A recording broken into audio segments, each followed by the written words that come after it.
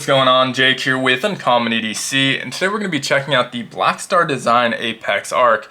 Now you may have seen this one during its Kickstarter phase where unfortunately it didn't end up getting fully funded. However, the designer Chris Earl took that opportunity to make some tweaks to the design, which I think are all really welcome changes before this one went into production. So this is in full production, no pre-order, no Kickstarter or anything like that. You can order it directly on his website right now. And some of the differences you'll see in this production version from the Kickstarter version are the addition of the milled titanium backspacer, which I think looks great. We also get an upgraded pocket clip, also milled titanium to match that handle and backspacer.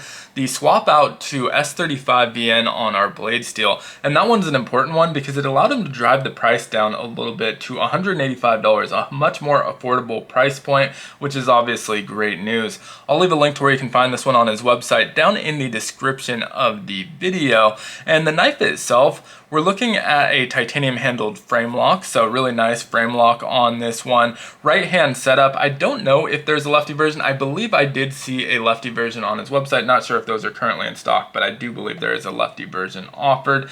And a decent size on this one, 7.91 inches in overall length, so kind of skewing towards that larger size knife. And that does allow for 4.44 inches in our handle. Full 4-finger grip for me, very relaxed grip, great ergos on this one. Now we do have that flipper tab kind of keeping me from creeping up in line with that pivot, and that is something that I'm a little bit nitpicky about with flipper tabs, but in this case I feel like I'm really well balanced in this kind of further back grip, so I really don't feel the need to creep any further. It's just a really nicely balanced knife where it doesn't feel like I'm so far back on the knife sitting behind the pivot here.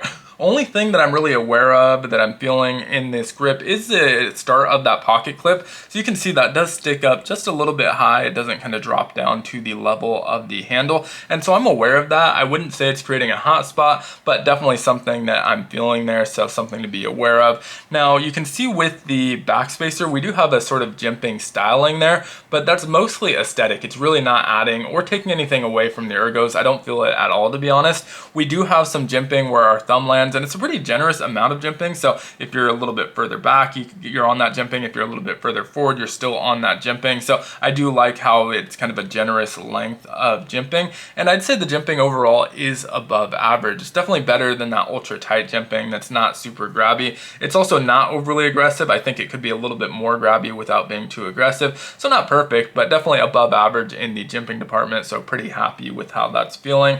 Now with these titanium handles, there is some milling on the internal portion of those handles to save some weight, but unfortunately I'd say that's the biggest downside of this knife is the weight of the knife itself. I weighed this one in at 5.4 ounces, which is extremely heavy even for its sizing. I think if it were closer to 4.25, 4.5, I might say that the additional heft lends well to that premium feel. I've definitely made that argument with other premium feeling knives, but in this case I think it even exceeds that. I think if you were able to shave it down to 4.5 ounces, it wouldn't really be something I'm harping on. Now that is a pretty big ask since that's nearly a full ounce that would need to be saved, and we already have that milling on the internal of the handles.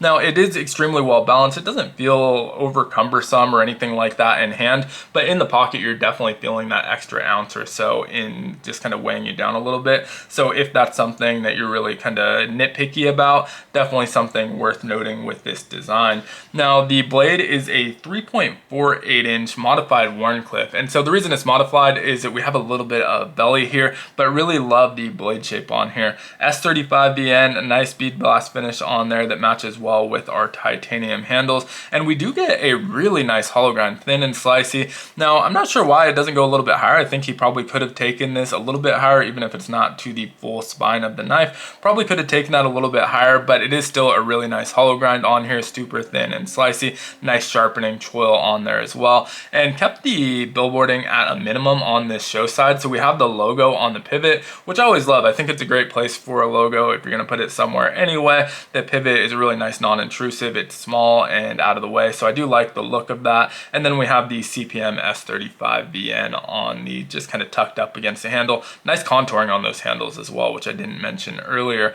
Now flipping over to the backside, we have that Blackstar branding, and so I do prefer that a little bit as well, just keeping it on the backside. So if you're looking at this from the show side of the knife, the branding itself is pretty minimal. minimal. And like I said, it feels really good in the hand. We're on ceramic ball bearings, and so the action on here is really nice. And a little bit of that weightiness does make this blade really drop super satisfying. And you get that kind of almost suction at the end that's really satisfying. You don't need to shake it. Gravity just takes it for you. And so really nice action. The detent on our flipper is also really well dialed in, where it's just super snappy. You're not going to get a lot of failures, and you get a nice satisfying almost kind of mechanical feel out of that flipper tab. So really enjoy that aspect of it as well. There was a little bit of play when this one came into me, but I tightened up the pivot a little bit, and that seems to have taken care of it. Also got our blade nice and centered. And I watched some of the previous videos just out of curiosity if that was a thing. This one's been traveling around for quite a while. You can see the date of birth on our certificate of authenticity is July of 2024. So I think what happened is maybe someone adjusted it, or it just kind of loosened up during its travels, and that pivot was a little bit loose, but just tightening it up took care of that, and there's absolutely no play. It was noticeable even when it was closed. I could kind of move that blade around, and then even in the open position when it was fully locked up, you had a little bit of play. But again, it was just because that pivot was a little bit loose. And so once I tightened that up, absolutely no issues with that.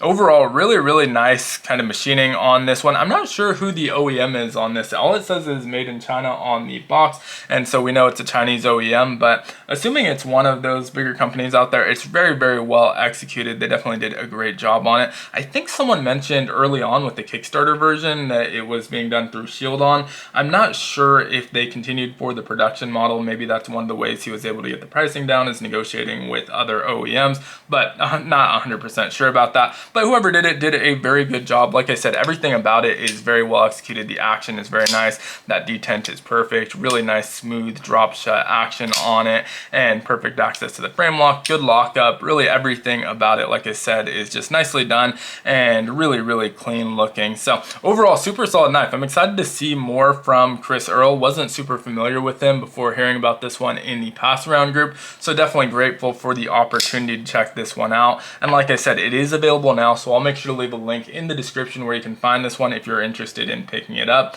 But let me know what your thoughts on it down in the comments below. As usual, if you enjoyed the video, consider liking, commenting, subscribing, checking out some other content. All helps the channel out a ton, and I hope you have a great one.